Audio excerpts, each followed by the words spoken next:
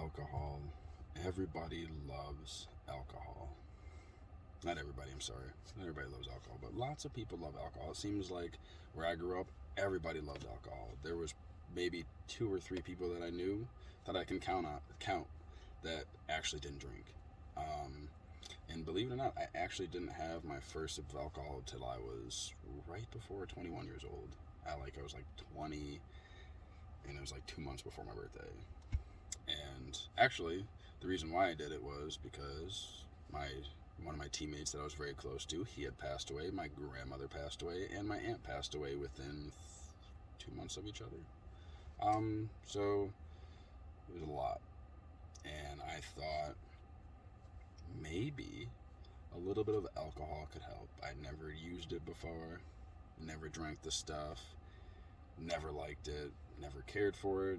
I have alcoholism in my family, so I see what it does to people, but I was like, you know what, I can try it for myself and see what it's like.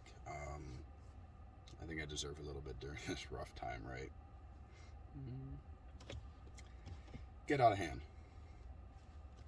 And some of you may know the times when you are emotionally drinking, it gets out of hand, and it is usually ever better afterwards. No, it's usually a lot worse.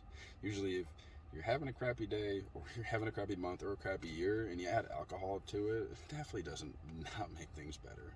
Maybe like for a moment you feel a little bit better, but I'm pretty sure the decisions you make afterwards and how you physically feel afterwards, it's not worth it. So when you feel like alcohol is something you need to go to, especially when you're upset, you need to be conscious of that. Start removing it from the house, remove the temptation, stop yourself from going out to drink. It's just, you have to make the plan to stop yourself from doing something that's counterproductive to your emotions. Because when your body thinks that, oh yeah, I can deal with this stress because I'm about to go have a drink anyways, you are not developing any type of coping mechanisms besides pushing it off to the side and pushing it down. And guess what? You know the answer. It does not help. So alcohol, it is never a good coping mechanism. Even, I'm sorry to say this, but a lot of my coworkers used to drink after work.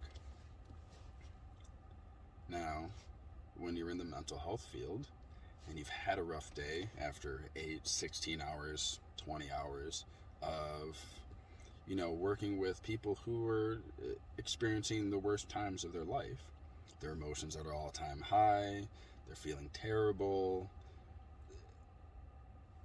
So all of that ends up on us, and then they go home and they're like, okay, I'm going to have my beers to help me calm down and settle in for the night.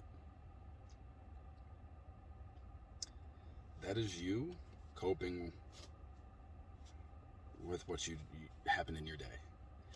And that is not healthy, because you're not dealing with what you dealt with. I know that's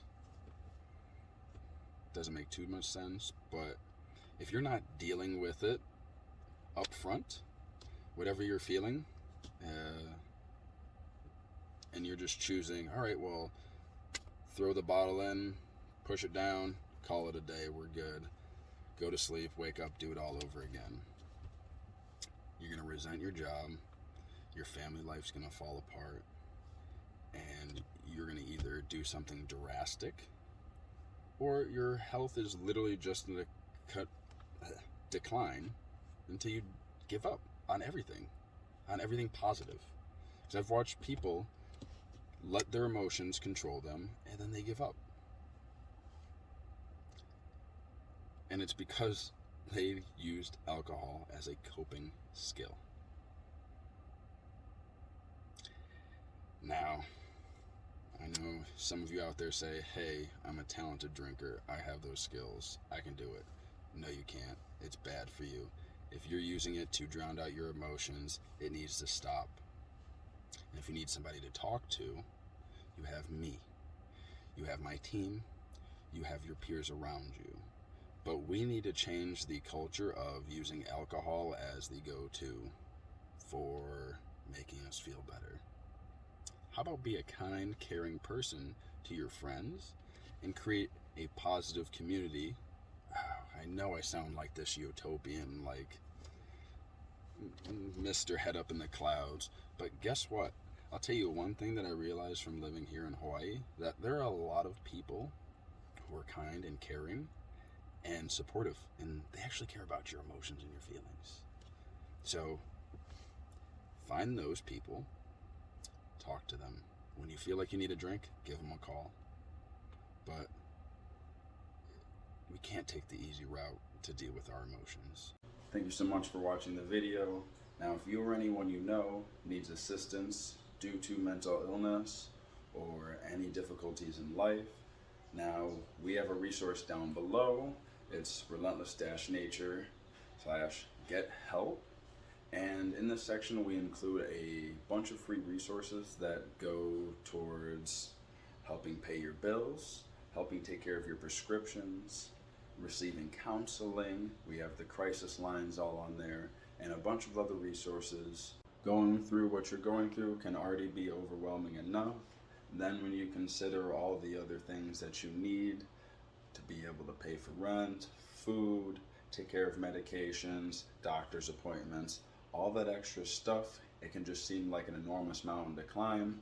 So we believe that the easier it is for you, the better and more hope. Hopefully it makes it 1,000 times easier to get everything that you need. All the resources are free. And another fantastic option on top of that is that you can share your story or talk about a topic with us so that we can put it on here, or you can end up being on our channel. And the purpose of that is your story matters. Your story can be the difference of somebody believing in that they can get better or not. So to all of you out there, wish you the best on your recovery. We're here for you. And if you're supporting others on their recovery journey, don't give up on them, because they would never give up on you. And we're all here for each other. Keep being relentless.